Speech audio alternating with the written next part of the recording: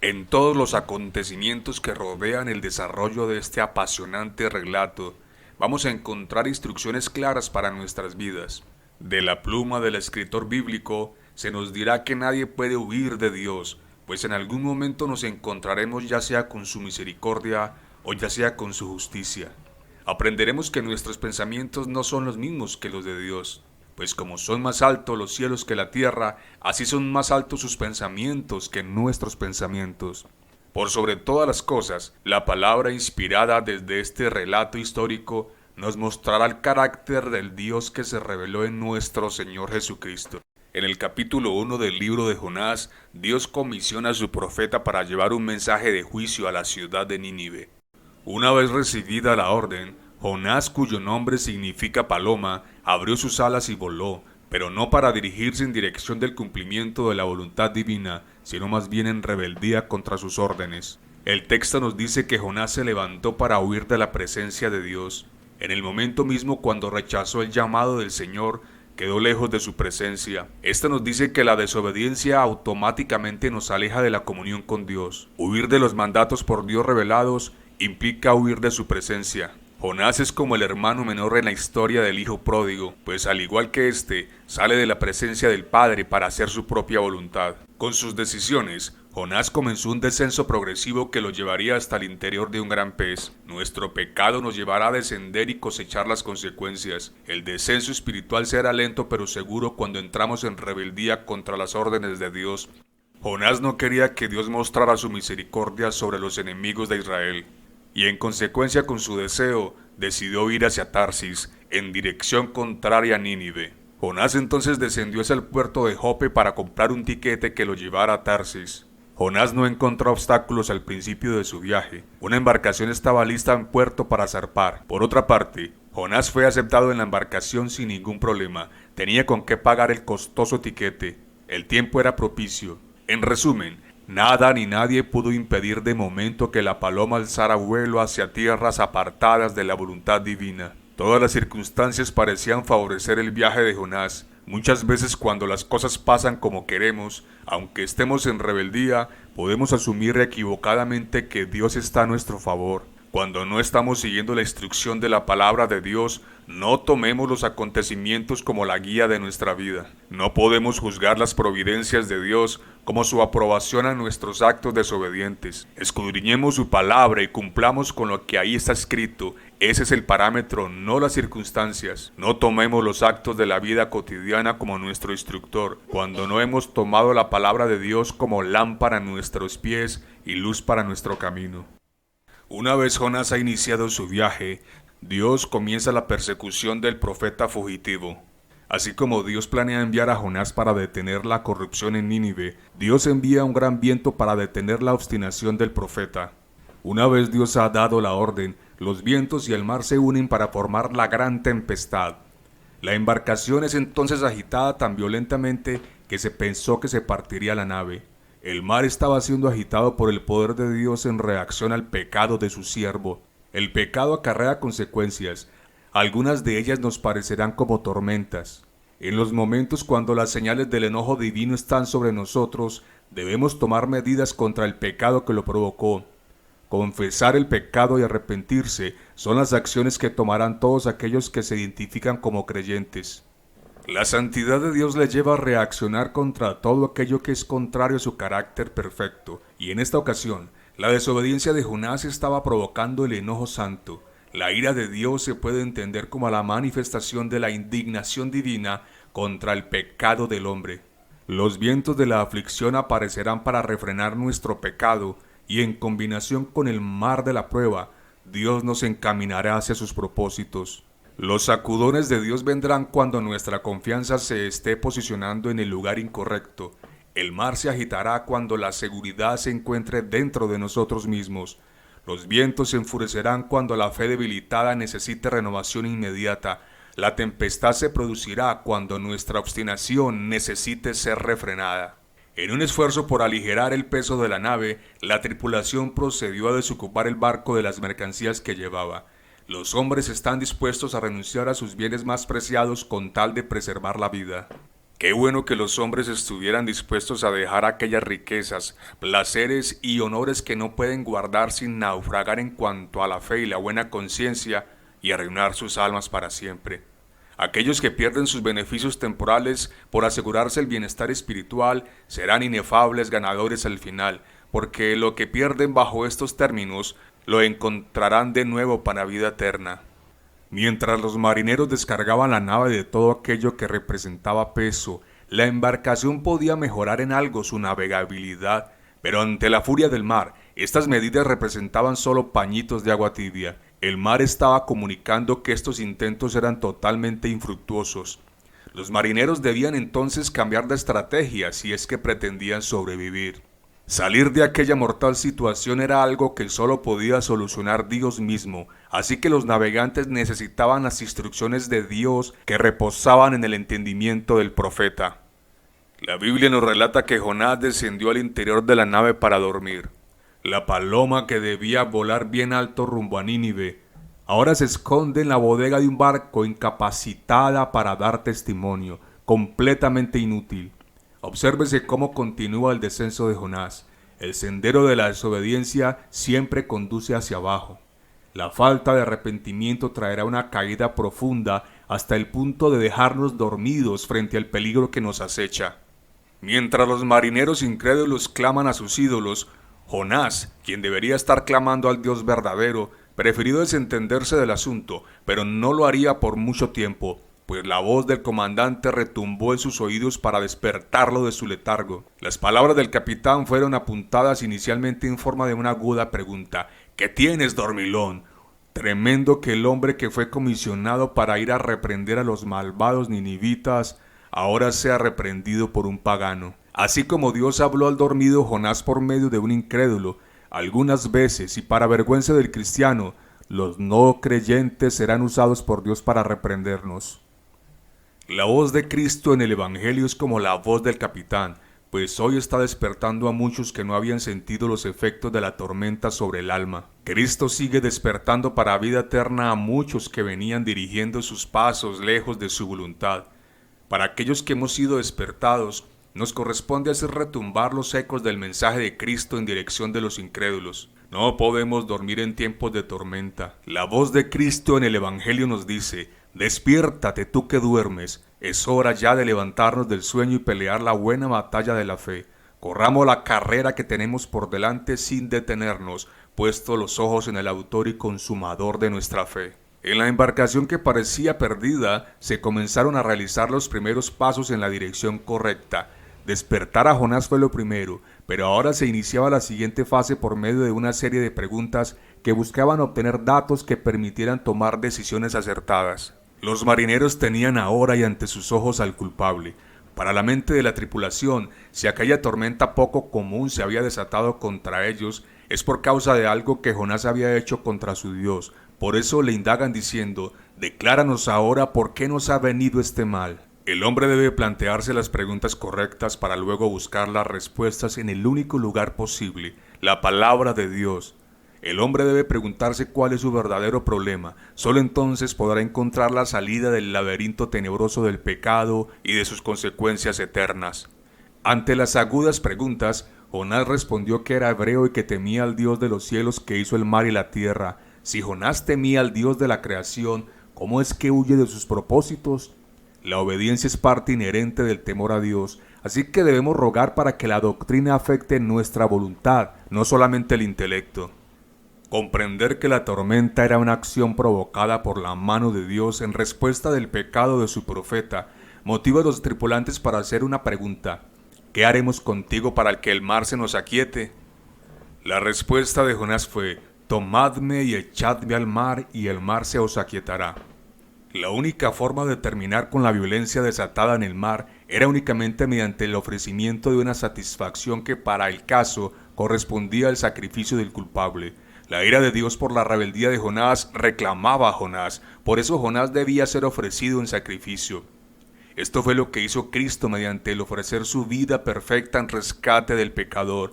Por supuesto, se debe dejar bien claro que a diferencia de Jonás, nuestro Señor fue lanzado al sacrificio no por sus propios pecados, pues él nunca pecó, sino que en sustitución de su pueblo, Cristo llevó las transgresiones de aquellos que vino a salvar. En lugar de lanzar al mar a Jonás para que el mar se aquietara, los marineros hicieron otras maniobras, intentaron salvar la nave de otras maneras, pero nada, todo resultaba infructuoso porque el mar se iba embraveciendo más y más. En el esfuerzo de los marineros por salvarse cuando ya se les ha informado lo que debían hacer, vemos lo que hacen los hombres cuando intentan salvarse por medio de las obras. La palabra profética más segura a la que hacemos bien en estar atentos nos dice que la salvación no es por obras para que nadie se gloríe, sino que es por gracia mediante la fe en Jesucristo a quien Dios envió. Finalmente, dice el texto que tomaron a Jonás y lo echaron al mar, y el mar se aquietó de su furor. Jonás fue levantado por sus compañeros de viaje para luego ser arrojado al sacrificio. Esta acción es una clara ilustración del Evangelio, pues nuestro Señor Jesucristo fue levantado en una cruz para ofrendar su vida en rescate por muchos. Jonás es en esto un tipo de Cristo, quien dio su vida en rescate por muchos, pero con esta diferencia fundamental, que la tormenta por la que Jonás se entregó a sí mismo había sido originada por él, mientras que aquella tormenta por la que Cristo se entregó a sí mismo fue originada por nosotros. La tormenta empezó cuando Dios arrojó un gran viento en el mar, y se terminó cuando Dios arrojó a Jonás al mismo mar.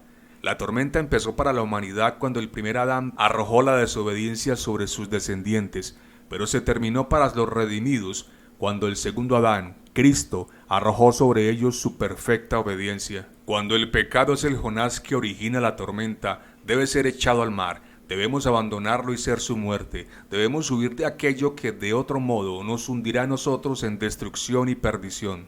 Jonás informó que cuando fuera lanzado al mar, el mar se aquietaría. Y efectivamente esto sucedió. Jonás no es un profeta falso, sino desobediente. Y cuando aseguró que la calma retornaría después de que fuera arrojado al agua, él estaba siendo un vocero fiel de lo que Dios mandaba. El enojo santo terminaba con la última acción de los marineros respecto de Jonás. El Evangelio nos informa que la ira de Dios ha sido propiciada, es decir, aplacada, y esto cuando Cristo ofreció su sangre preciosa en el madero de muerte. La ira de Dios que se revela contra los hombres que detienen con injusticia la verdad, es apartada cuando el pecador cree y se arrepiente, y esto es posible porque Cristo recibió el golpe de la justicia del Padre en la cruz del Calvario. El Hijo de Dios desvía la ira que debía recaer sobre su pueblo. Después de estar a punto de ser tragados por el mar, por fin llegó la paz para los marineros, igual que cuando el Evangelio anuncia, justificados pues por la fe, tenemos paz para con Dios por medio de nuestro Señor Jesucristo. Mientras el pecado permanezca entre Dios y los hombres, mientras la culpa y el poder del pecado no sean quitados de en medio, la tormenta de la ira de Dios no cesará de sobre los hombres pecadores no arrepentidos. Nuestro pecado tiene que ser arrojado lejos de la presencia de Dios. De lo contrario, el mal permanecerá y el enojo santo también. El Evangelio nos dice que por medio del sacrificio de Cristo, nuestro pecado es apartado para que podamos ser reconciliados con Dios. Al finalizar el drama en la embarcación, dice el texto que aquellos marineros temieron grandemente a Jehová. Este temor era muy distinto al que experimentaban minutos atrás. Es el temor del que habla Proverbios cuando menciona el principio de la sabiduría. Esto hablaba de una reverencia santa hacia el Dios verdadero. El relato bíblico termina diciendo que Jehová tenía un pez preparado para Jonás, y que estuvo Jonás en el vientre de ese pez 3 días y 3 noches. Cuando Jonás fue lanzado hacia el mar, el ave se preparó para recibirlo. Sin embargo, lo que esperaba Jonás no era la muerte, era más bien un gran pez que lo rescataría. Jonás fue comisionado para ir a Nínive. El profeta decidió ir hacia Tarsis, y cuando lo hizo, quedó expuesto al juicio de Dios y a la muerte. Pero ahora, por la misericordia divina, se dirigía hacia el vientre de una criatura marina, y mientras llega hacia su nueva embarcación, aquella que lo redirigirá hacia el cumplimiento de su comisión, el profeta experimentará terribles angustias en todo su ser. Para Jonás, el pez representaba su cárcel, su sepultura, su refugio, su salvación, el lugar de la disciplina de Dios, su nuevo transporte hacia el cumplimiento de la voluntad divina, pero ante todo representaba una esperanza. En la hora de su mayor angustia, Dios le envió un mensajero que le rescate, le libre de su aguamiento, le dé aliento de vida, pero lo más importante, le suministre esperanzas de volver a la presencia de Dios. Dice la palabra de Dios que Jonás estuvo en el vientre del pez 3 días y 3 noches. Haciendo alusión a este pasaje, nuestro Señor comenta, porque como estuvo Jonás en el vientre del gran pez 3 días y 3 noches, así estará el Hijo del Hombre en el corazón de la tierra 3 días y 3 noches. Mateo 12:40. La señal para los judíos del primer siglo era la muerte y resurrección de Cristo. La estadía de Jonás en el vientre del pez y su posterior liberación anticiparon estos hechos. Evidentemente, Jesucristo vio en estos detalles de la historia del profeta un claro anticipo de su propia muerte y resurrección. Lo que hemos visto hasta aquí es la historia de cómo Dios actúa para revelarse a unos marineros gentiles. Más aún, es la historia de un siervo de Dios que cosecha las consecuencias de su desacatamiento de la voluntad de Dios, y es la historia de cómo Dios interviene para llevar a cabo su restauración. Pero no haremos justicia a la narración si dejamos de leerla desde Cristo, entendiendo que Jonás está puesto como señal que apunta hacia Jesucristo. Cuando Jonás es lanzado por los marineros como sacrificio para apaciguar la ira justa de Dios, cuando es lanzado al mar y se hunde hasta el Seol, y cuando después de 3 días y noches Dios lo vuelve a la vida con el fin de hacer extensivo el evangelio a los gentiles, establece unos patrones que no encontrarán su pleno cumplimiento hasta la muerte y resurrección de Jesús. Era necesario que Jesucristo cumpliera las Escrituras, pero para ello era necesario que las Escrituras fueran escritas de tal manera que anticiparon su vida.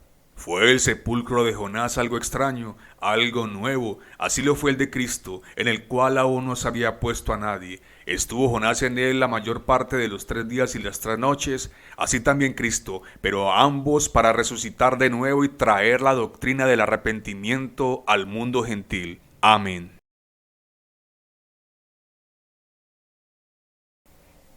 El pez no tragó a Jonás en el mismo instante cuando éste fue arrojado a las tormentosas aguas, pues por un breve periodo de tiempo él debía experimentar las angustias del moribundo, del desechado y abatido. Su fe estaba siendo probada. La vara de Dios lo azotaba, las ondas de Dios lo aplastaban. El Seol abría sus fauces para tragárselo, y Jonás, indefenso, solo podía esperar el último latido de su corazón antes de partir a la eternidad. Jonás no se sumergió inmediatamente, sino que por un tiempo breve, pero que a él le debió parecer una eternidad, sentía cómo sus esfuerzos eran inútiles ante la terrible fuerza del oleaje. Como él lo expresa, la corriente lo rodeó sin darle oportunidad alguna. Las palabras ondas, corrientes, olas, aguas, abismo, algas, nos pintan el cuadro de un hombre indefenso ante los elementos cuando descendía hacia las profundidades marinas. En un medio que no está diseñado para la supervivencia humana, Jonás describe con lujo de detalles aquello que le está provocando la angustia de la muerte. ¿La angustia de Jonás se debe únicamente a su padecimiento físico? Claramente es mucho más que eso. La expresión desechado soy de delante de tus ojos nos revela que además de lo físico, su angustia afectaba también el alma. La angustia de Jonás, por supuesto, era doble. Por una parte estaba la horrible sensación física del ahogo unida al espanto de la muerte. Por otra, la terrible sensación espiritual de abandono por parte de Dios. Claramente, lo que más angustia provoca es lo que él percibe como una separación definitiva de su Señor. La terrible experiencia física de ahogarse no es más que un pequeño reflejo de algo mucho peor, ser arrojado de la presencia de Dios. Jonás saborea durante unos instantes la indecible angustia de aquella separación que él mismo voluntariamente había buscado. El salmo cantado por Jonás desde el vientre del pez refleja su lucha interior entre el horror del desamparo divino y su confianza en la salvación. Una lucha similar se debatía seguramente en el alma del Salvador en su agonía en la cruz. Dios mío, ¿por qué me has desamparado? Y Padre, en tus manos encomiendo mi espíritu. En consecuencia, las palabras del Salmo vienen a ser una maravillosa exteriorización de los sentimientos de Cristo. Me echaste a lo profundo, todas tus olas pasaron sobre mí, he sido expulsado delante de tus ojos, descendí hasta las raíces de los montes, la tierra con sus cerrojos me ponía cerco para siempre, pero tú sacaste de la fosa mi vida, las salvaciones del Señor. Estas palabras sientan bien en los labios de Jonás, pero no sientan aún mejor en los labios de Jesús, quien de entre todas las figuras de la historia humana pudo decir más acertadamente: tú sacaste mi vida de la sepultura. Jonás no había querido clamar al Señor mientras se desarrollaba la tormenta, tampoco lo hizo cuando fue despertado por el capitán, Pero ahora que la presión de la angustia lo acorrala, él por fin abrirá su corazón para interceder por misericordia al que la da en abundancia. Con las palabras que de Dios reposaban en su alma, Jonás canta en su prisión marina un hermoso salmo en sus horas de oscuridad y soledad. Allí solo dependía de Dios y no de sí mismo. Solo podía acogerse a la gracia de Dios. Allí clamó. El lenguaje empleado por Jonás desde el fondo del mar es el lenguaje de reyes, salmistas, profetas y otros hombres y mujeres de fe que se han visto asumidos en el abismo donde solo puede salvar Jehová. Es el lenguaje de la angustia vital, de la desesperación transformada en alegría, de la necesidad absoluta, de la dependencia total de Dios, del reconocimiento de la salvación. La característica de estos pasajes bíblicos es su nota de reconocimiento de la salvación, es su nota de sufrimiento providencial, una conciencia clara del valor espiritual de la experiencia descrita y, sobre todo, de una firme fe en Dios, un reconocimiento de su poder transformador, en suma, de esperanza en la salvación de Dios. Jonás reconoce que al huir de la presencia del Señor había abandonado su misericordia, pero en este instante crítico la busca con desespero. Para su alegría, encuentra respuesta casi de inmediato. La misericordia para Jonás llegó vestida con traje de pez. El pez fue la respuesta a su clamor, de estar en un lugar donde la asfixia lo acercaba a la muerte. De repente encuentra un refugio con suficiente provisión de aire para vivir. El pez no era castigo para Jonás, más bien representaba su salvación. Era el mensajero que Dios enviaba para salvarlo y reorientarlo hacia el cumplimiento de la comisión en Nínive. Cuando el profeta se consideraba desechado, Dios envió a su mensajero para rescatarle. Por eso Jonás afirma categóricamente: la salvación es de Jehová, con expresiones como todas tus ondas y tus olas, o me echaste en lo profundo. Jonás reconoce la soberanía de Dios en todos estos acontecimientos. De esa manera deja entrever que acepta justamente lo que le está pasando, pues no se queja, no acusa al Señor, no busca pretextos. Jonás reconoció que su prueba venía de parte de Dios. Jonás reconoce algo que bien haríamos en recordar siempre: Dios es soberano. Él hace según su voluntad en el ejército del cielo y en los habitantes de la tierra, y no hay quien detenga su mano y le diga: ¿qué haces? Él convierte en nada a los poderosos, quita reyes y pone reyes. Es el que no tiene quien le resista. Si él determina una cosa, ¿quién lo hará cambiar? Todo lo que quiso ha hecho. Dios de quien quiere tiene misericordia, y al que quiere endurecer, endurece. Es el que hace morir y hace vivir, el que hiere y el que sana. Es el que dice: no hay dioses conmigo, no hay quien pueda librar de mi mano. Yo tomaré venganza de mis enemigos. Cuán insondables son sus juicios e inescrutables sus caminos. De él y por él y para él son todas las cosas. Jonás recapacitó cuando estaba en su angustia, reaccionó cuando todo estaba perdido, cuando no había esperanza. Entonces miró al lugar correcto. Así fue escuchado por aquel que no rechazará un corazón contrito y humillado. Jonás recibió el abrazo del Padre cuando reconoció su culpabilidad y se volvió hacia el lugar de la misericordia. Cuando Jonás dice: tú sacaste mi vida de la sepultura, algunos piensan que esto lo dijo cuando fue vomitado en tierra seca, y que por tanto es el lenguaje de la gratitud, que coloca frente a la gran dificultad de su situación para engrandecer aún más el poder de Dios en su liberación. Pero más bien podemos suponer que esto lo habló mientras aún estaba en el vientre del pez, y que por lo tanto es el lenguaje de su fe. Tú me has mantenido vivo aquí en el hoyo, y en consecuencia puedes sacar y sacarás mi vida del hoyo. Habla de ello con tanta seguridad como si ya hubiera hecho: sacaste mi vida. Aunque no tiene una promesa expresa de liberación, tiene una prenda y de ella depende. Tiene vida y por tanto cree que su vida será sacada de la sepultura. Con esta seguridad se dirige a Dios. Tú lo has hecho, oh Jehová, Dios mío, tú eres Jehová y por tanto puedes hacerlo por mí, Dios mío, y por tanto lo harás. Si Jehová es nuestro Dios, nos será la resurrección y la vida, redimirá nuestras vidas de la destrucción, del poder de la sepultura.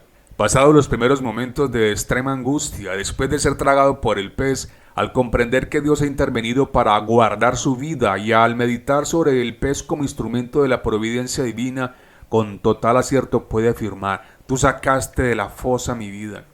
Finalmente el texto nos reporta: y mandó Jehová al pez y vomitó a Jonás en tierra. Esta era la señal de la que hablaba nuestro Salvador a los de su generación. La señal de la resurrección es un potente rayo que el Evangelio muestra para nuestra esperanza y santificación. Cristo venció la muerte, ella no lo pudo retener. Respecto de Cristo, Hechos 2:24 dice, al cual Dios levantó sueltos los dolores de la muerte, por cuanto era imposible que fuese retenido por ella.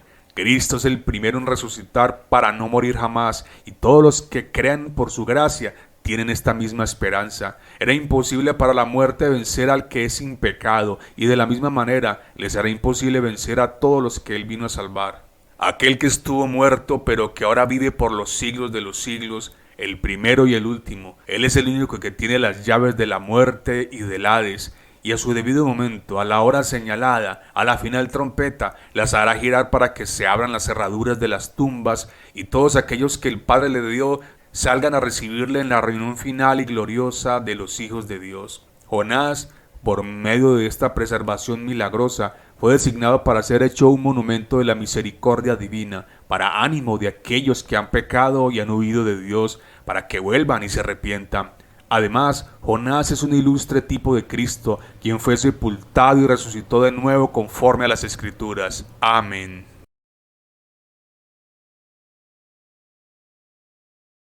Dice el texto, vino palabra de Jehová por segunda vez a Jonás, diciendo, levántate y ve a Nínive, aquella gran ciudad, y proclama en ella el mensaje que yo te diré. Dios no se ha olvidado de Jonás. Su disciplina ha obrado para disponerlo hacia el cumplimiento de su papel profético.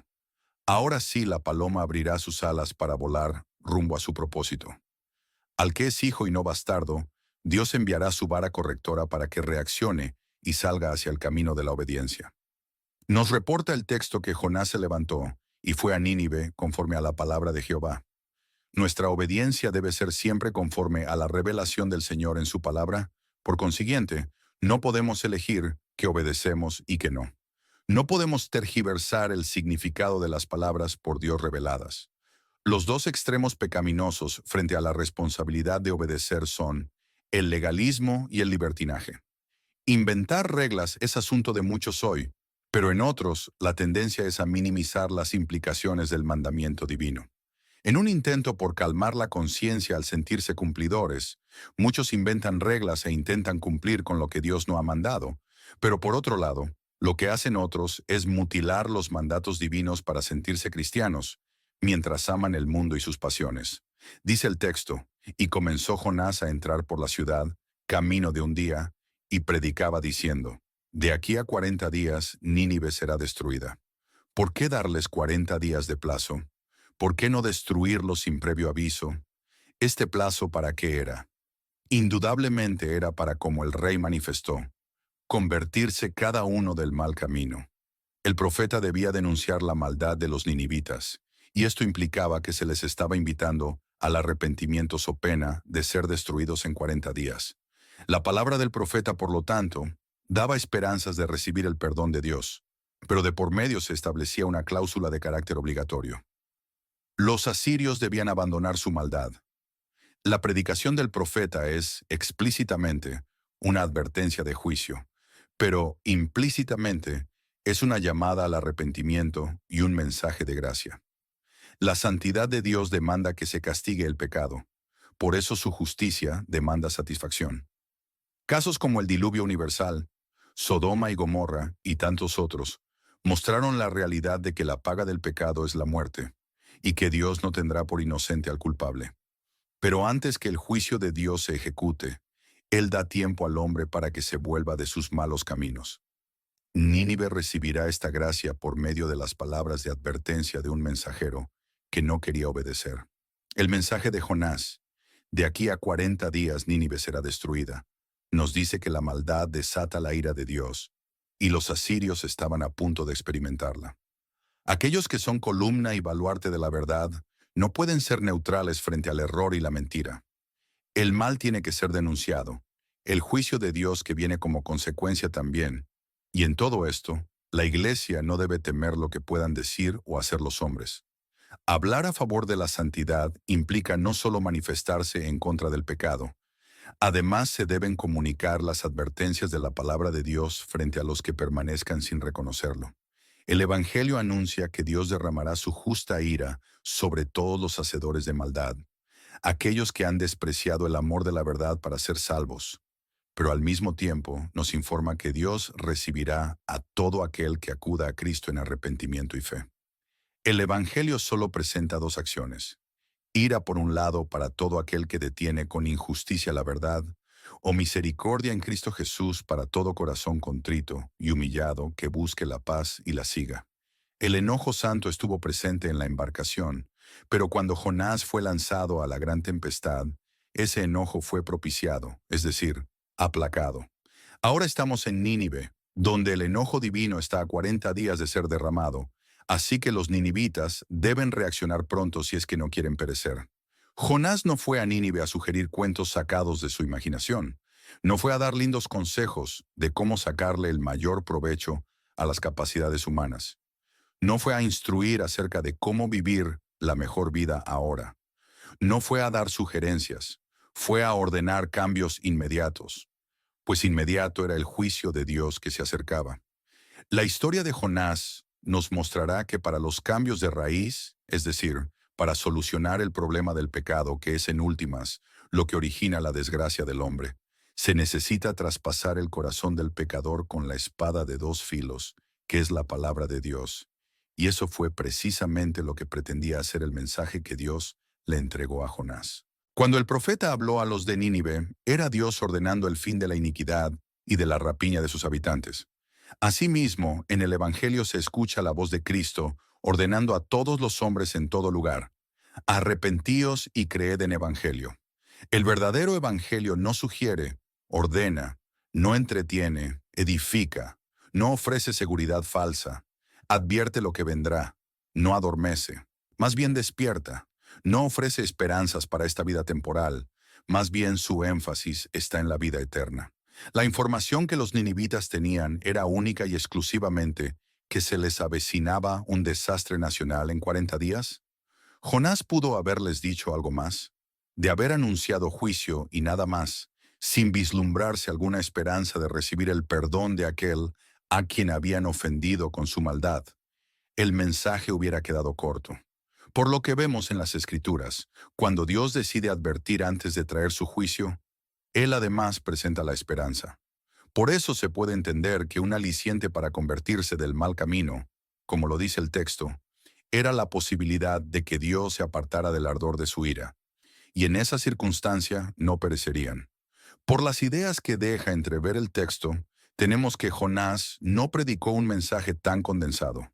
Al igual que ocurriera en la embarcación con los marineros, él dio información clave que los asustados asirios tomaron en cuenta para actuar correctamente. ¿Hablaría Jonás del pecado? La respuesta es un contundente sí. De otra manera no se podría explicar el que los ninivitas se vistieran de cilicio, lo cual era una señal de arrepentimiento. Además, se debe recordar el primer mensaje: pregona contra ella, porque ha subido su maldad delante de mí. En esto se ve claramente que el asunto del pecado tuvo que ser uno de los temas en la predicación del profeta. Las palabras del rey también nos ayudan a confirmar esta idea. Conviértase cada uno de su mal camino, de la rapiña que hay en sus manos. ¿De dónde sacó el rey esta información? Jonás indudablemente tuvo que ver en ello. Si la fe no obra en un vacío de conocimiento, no bastaba entonces con solo hablar de juicio. Se requería información del Dios que enviaba el juicio, la razón del por qué lo enviaba, y mediante qué mecanismo se podía aplacar su enojo. Los ninivitas tuvieron temor de Dios y, en consecuencia, no asumieron como falsa la proclamación del profeta. Más bien aceptaron el mensaje de un simple hombre como viniendo de parte de Dios. Por eso, el texto no dice que los de Nínive creyeron a Jonás. En su lugar plantea que creyeron a Dios. Los ninivitas dieron por sentado que las palabras que se les comunicaba venían de Dios mismo. El texto no dice que creyeron en Dios, sino a Dios. Hay mucha diferencia entre creer en Dios y creerle a Dios. Todo aquel que cree verdaderamente en Dios, siempre le creerá a Dios. Esto implica que aquel que dice creer en Dios, pero que no le cree a Dios, en realidad no cree como dicen las Escrituras. La obediencia es la comprobación de la verdadera fe. En esto nos ayuda mucho la declaración de Santiago 2:19. Tú crees que Dios es uno, bien haces. También los demonios creen y tiemblan. Los demonios creen que Dios existe y es poderoso. Pero ellos no agradan a Dios mediante la obediencia a sus preceptos. Al contrario, se oponen vigorosamente a todo el bien que de Dios proviene. Hoy existen muchos que tienen la fe de los demonios, pues a nivel mental pueden aceptar ciertas presuposiciones bíblicas, pero sus actos gritan que rechazan la verdad. Actúan según la palabra en Tito 1:16. Profesan conocer a Dios, pero con los hechos lo niegan, siendo abominables y rebeldes, reprobados en cuanto a toda buena obra. Lucas 11:30 nos reporta: porque así como Jonás fue señal a los ninivitas, también lo será el Hijo del Hombre a esta generación. ¿De qué manera el profeta Jonás fue una señal para Nínive? La señal de Jonás para Nínive está relacionada con su estadía en el gran pez y su posterior liberación. Jonás es señal a Nínive en los mismos términos en que Cristo fue señal a los israelitas, cuando Él estuvo muerto por 3 días y luego resucitó.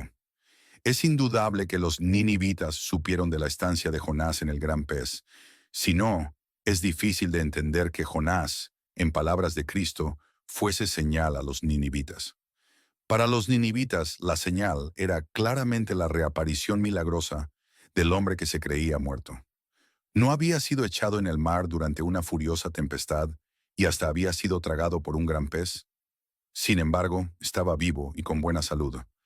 Cuando la voz del profeta irrumpió en Nínive, sus ecos llegaron hasta el propio rey, pero en lugar de desestimar las palabras de Jonás, este rey salió de su silla y cambió sus vestidos reales por un traje de humillación.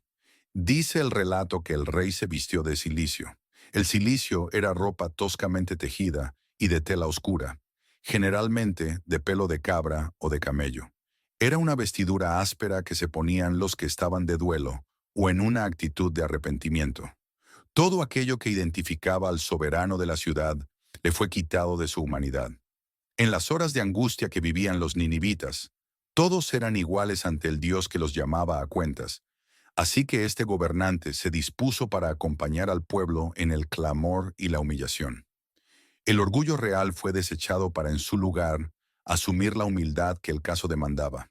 Desde la cabeza nacional se dieron entonces directrices para que aquel movimiento se extendiera por todo el territorio a la mayor brevedad.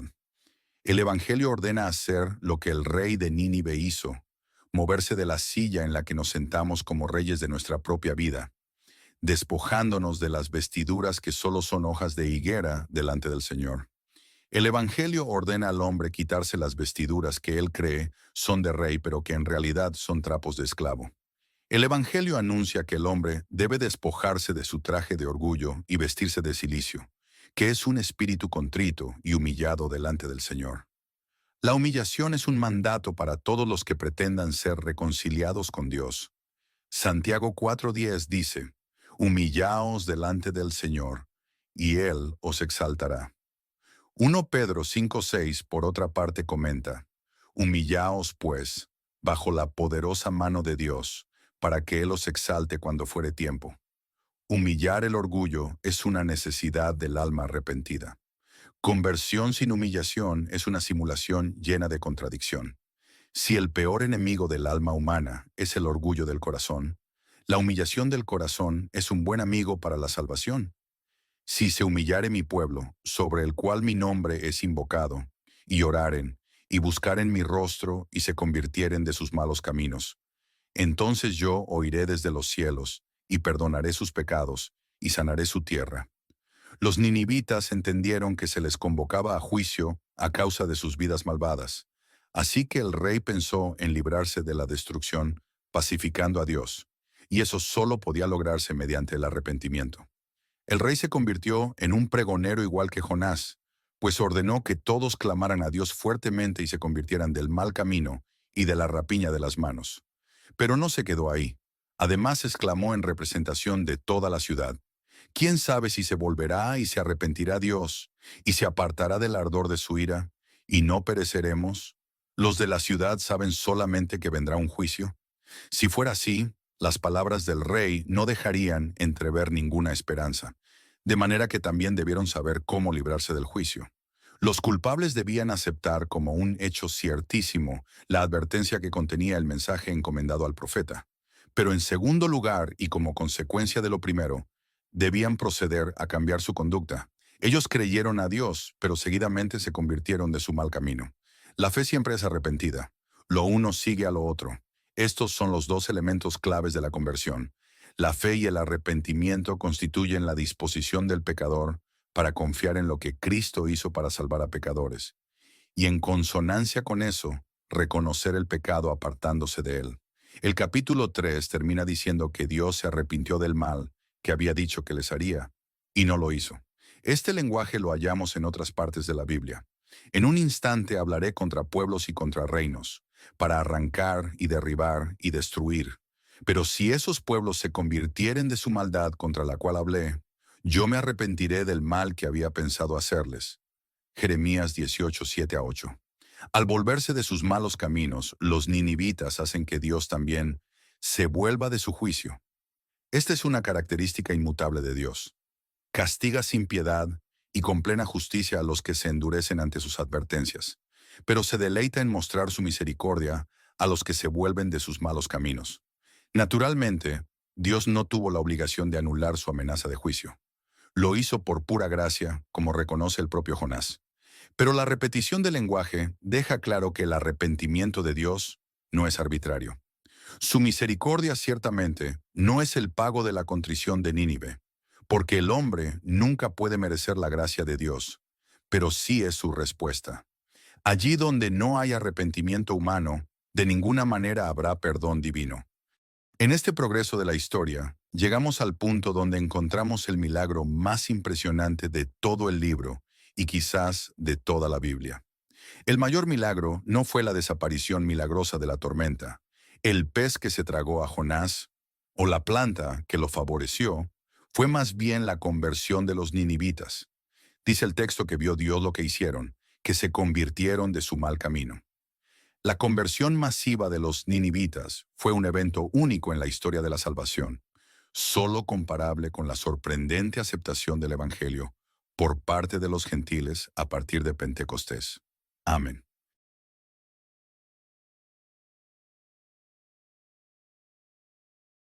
Si la historia de Jonás terminara en el capítulo 3, tendríamos un final sin muchas dificultades.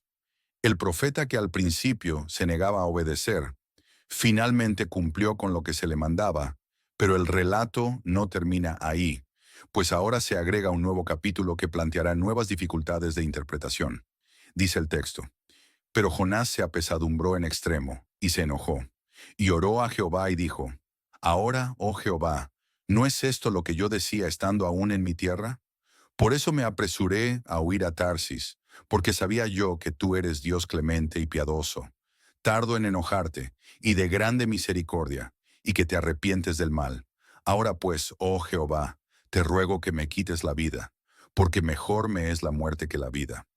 Al conocer el carácter de Dios, Jonás entiende que la humillación y arrepentimiento de Nínive hará que el Señor desista de la amenaza que estaba en ciernes de ser ejecutada. Esto provoca en Jonás una alteración inmediata de su estado emocional. Dice el texto que Jonás se apesadumbró en extremo y se enojó. Para poder describir el sentir del profeta en este momento, debemos hacer un análisis de la palabra apesadumbrar.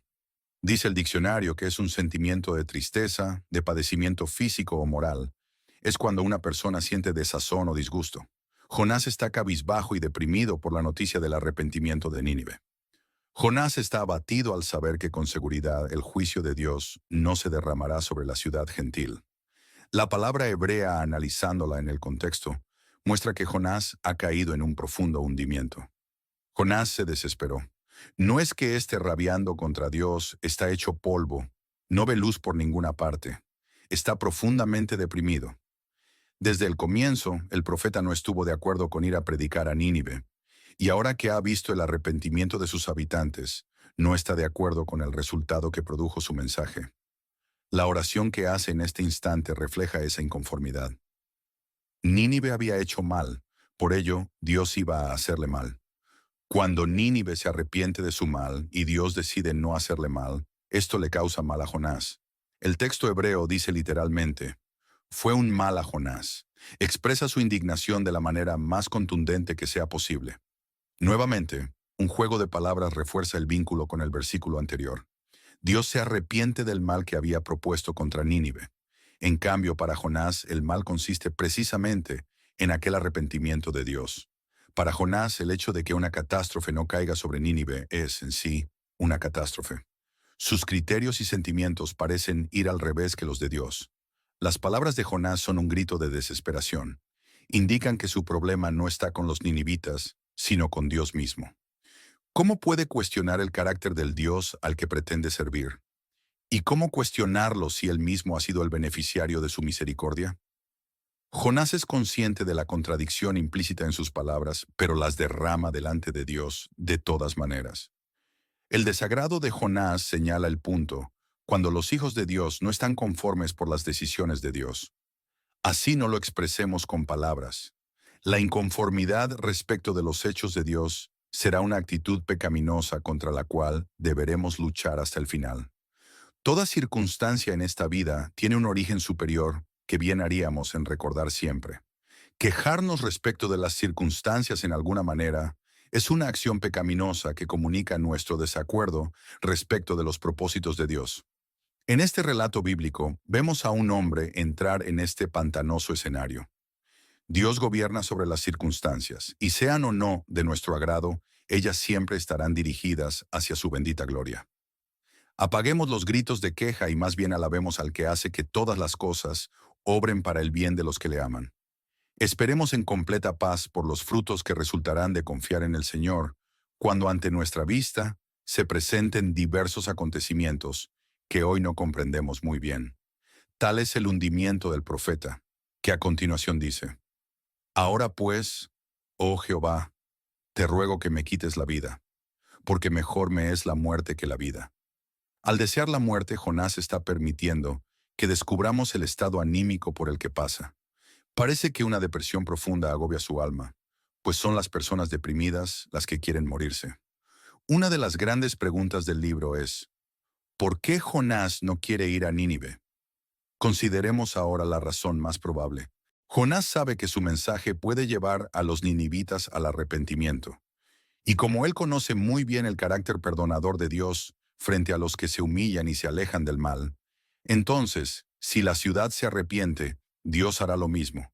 Y si esto pasa, esto será señal de la aceptación de los gentiles. Y esto a su vez implicará el rechazo de Israel. El asunto es que la supervivencia de Nínive implicaba con alto margen de certeza el juicio contra Israel. El verdadero problema de Jonás no es que aborrezca a los gentiles, no es que desee la bendición solo para Israel. Más bien, él percibe lo que Cristo percibió siglos después. El arrepentimiento de Nínive es igual a la condenación de Israel. Jonás ha predicado en tiempos de Jeroboam II, y el resultado ha sido más endurecimiento. Dios les da oportunidad por medio de bendiciones, pero no hay cambios.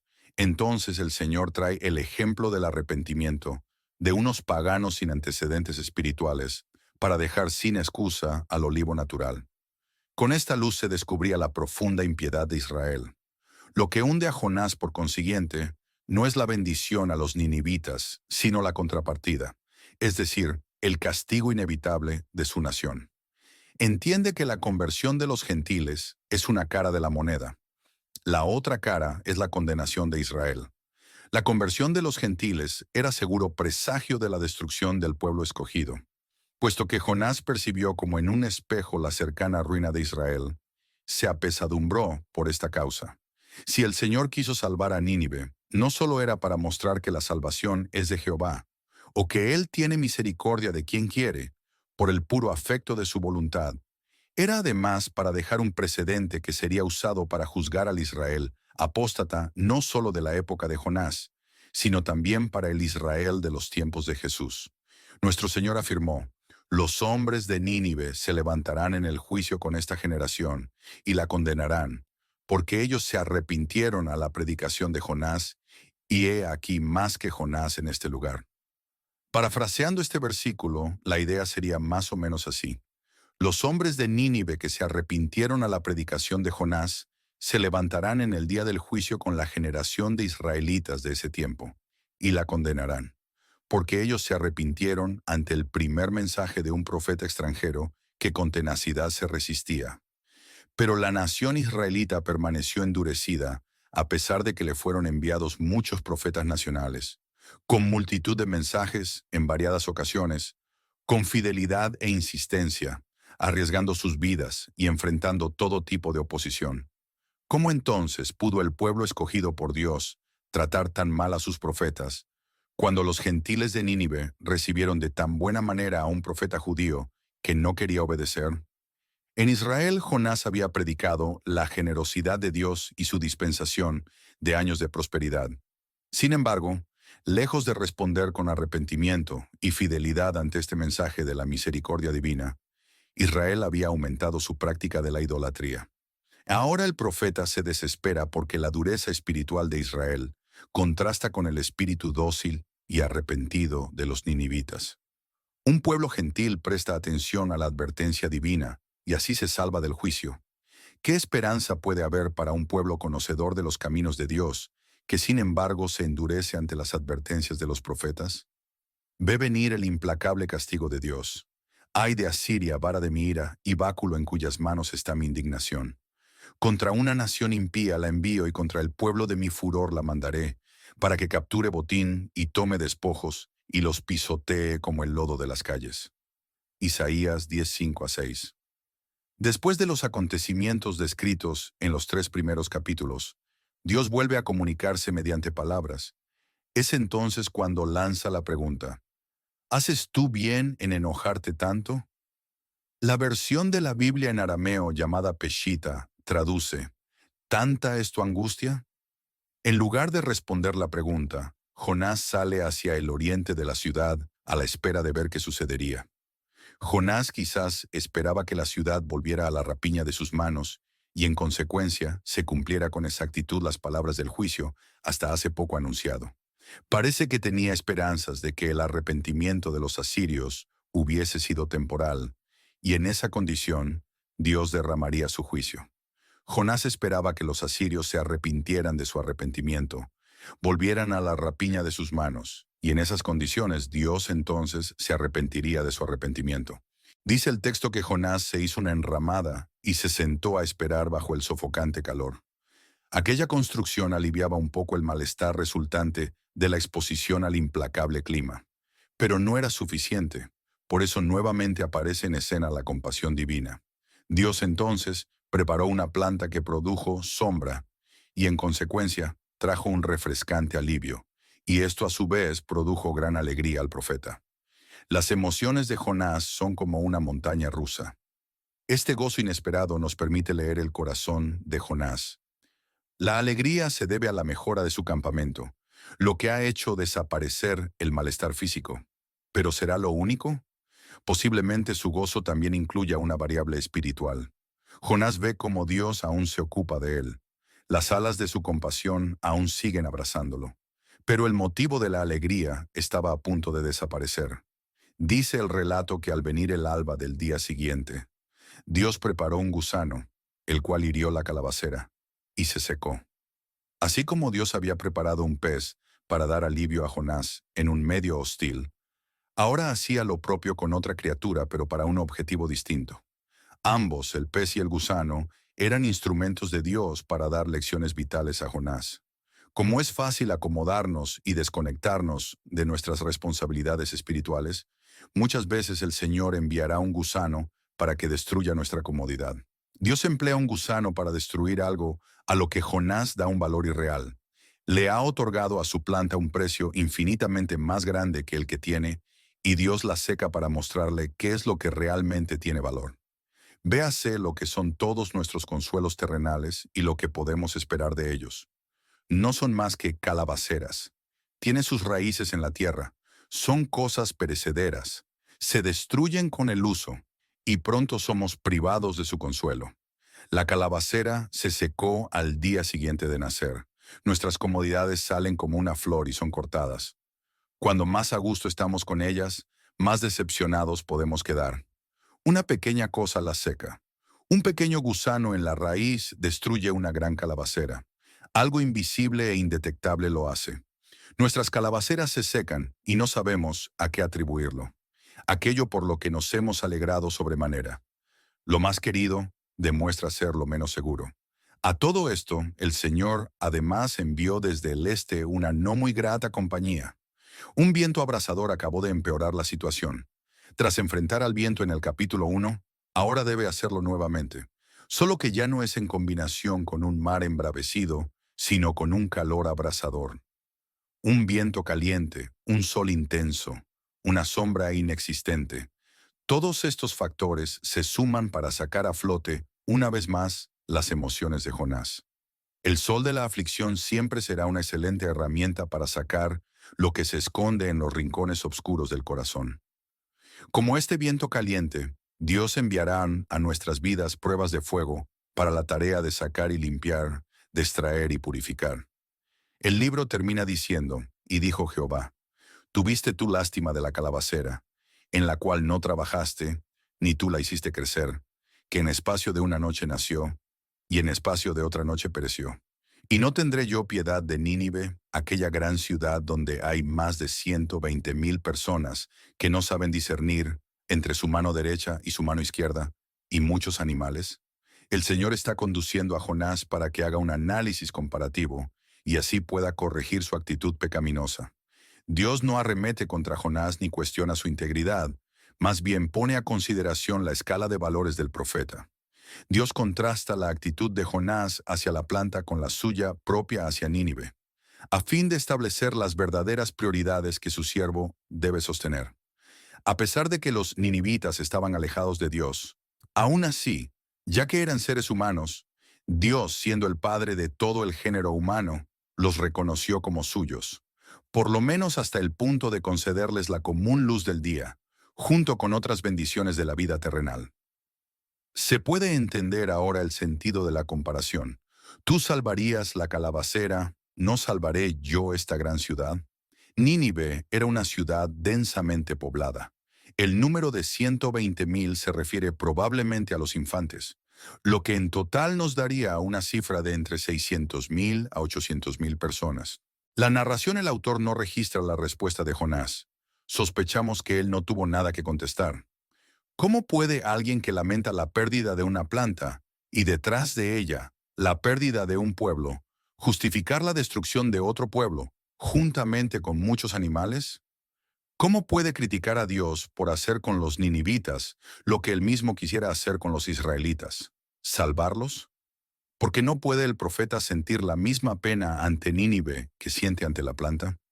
Si él llora la destrucción de un pueblo rebelde, duro de cerviz e indiferente ante las advertencias divinas, ¿cómo puede recriminarle a Dios el que sienta compasión por un pueblo arrepentido? No hay respuesta posible. No sabemos qué pasó después de los últimos acontecimientos. El relato bíblico termina inesperadamente. Por ser quien era este hombre, ni más ni menos que un profeta de Dios, hemos de suponer que toda esta experiencia sirvió para santificarle. No es descabellado afirmar que Jonás terminara diciendo las mismas palabras de Job: de oídas te había oído, mas ahora mis ojos te ven. Amén.